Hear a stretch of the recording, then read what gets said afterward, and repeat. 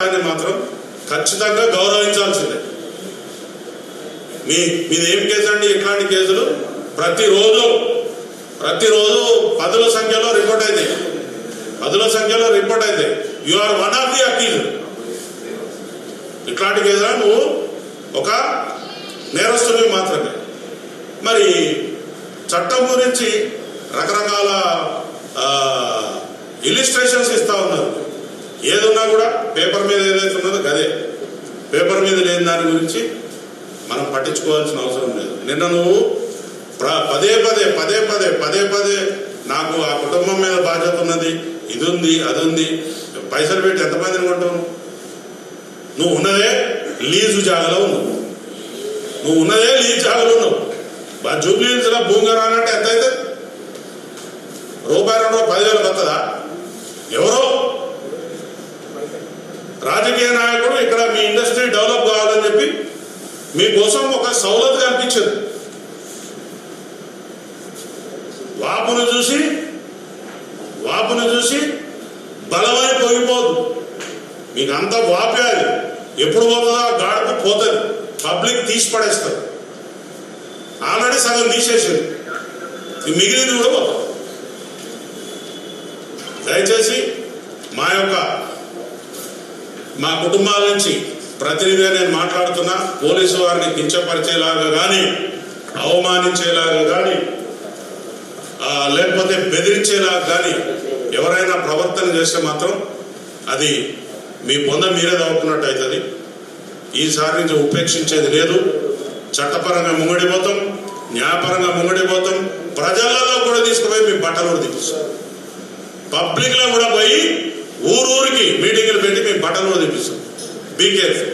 Thank you very much.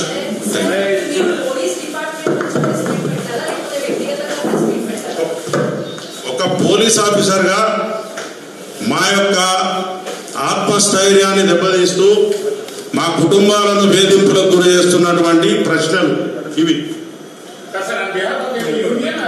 Yes, not union, this is association. Our family members are suffering a lot by hearing this, watching this TV channels. ప్రతిరోజు చెప్పండి.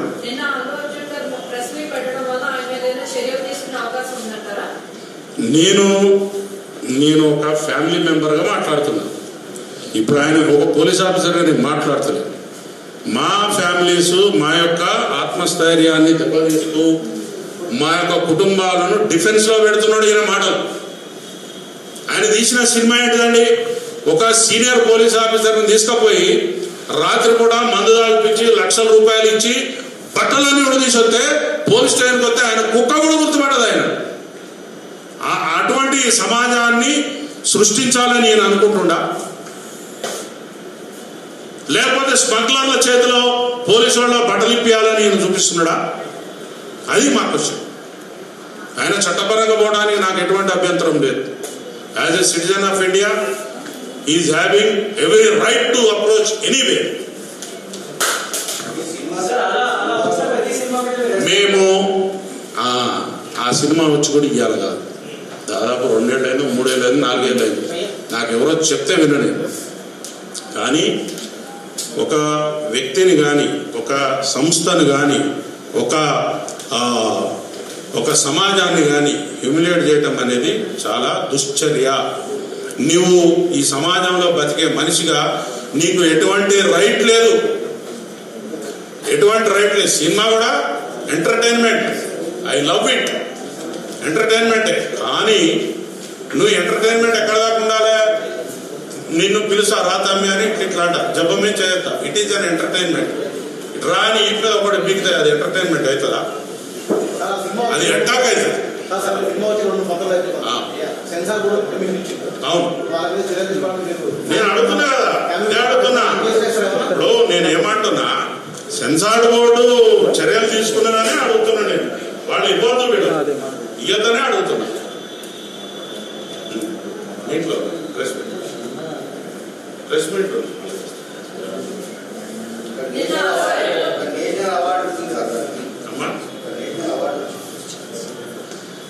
నేను ఒక విషయాన్ని మీకు చెప్తున్నా. National award రావచ్చు, international award రావచ్చు, లేకపోతే ఆయనకి రకరకాల ఇవి రావచ్చు. మీరు ఆ మాట అన్నారు కాబట్టి చెప్తాను. కరెక్టే సార్, నేనేమంటలేదు. పోలీసు వాళ్ళను బట్టలిపి తన్నినందుకు నేషనల్ అవార్డు ఇచ్చారు ఆయనకి. అందులో ఇది ఒకటి ఉంది కదా. మరి నేనేమనుకుంటున్నా, మేము ఆ సినిమాను చూడలేదు, నాకు ఇప్పుడే తెలిసింది అది విషయం. రాత్రి ఎవరు అంటే ఇట్లా బట్టలు ఇప్పిండు పోలీస్ ఆఫీసర్ అంటే అవునా అని నేను అది కోట్ చేసిన.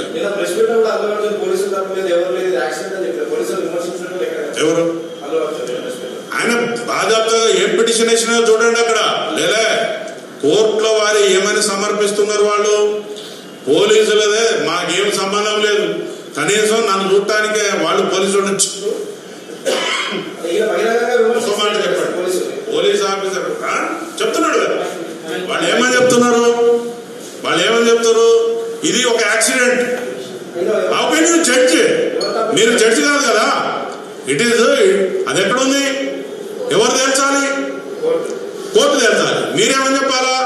నేను ముద్దాయిని, నాకు ఈ కేసుకి ఎటువంటి సంబంధం లేదని కోర్టు చెప్పుకోవాలి. You are not suppose to express your views before the media. ఉంటుంది, ఎందుకుంటా? ఎవరమ్మా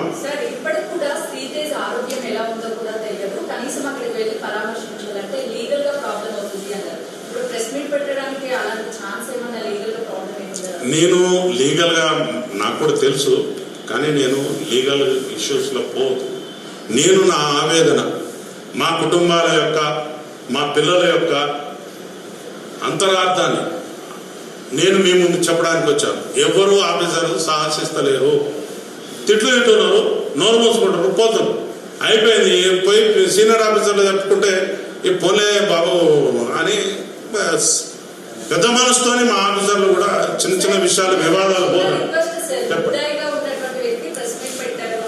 అవును, ఆయన కోర్టు పర్మిషన్ ఉండాలి.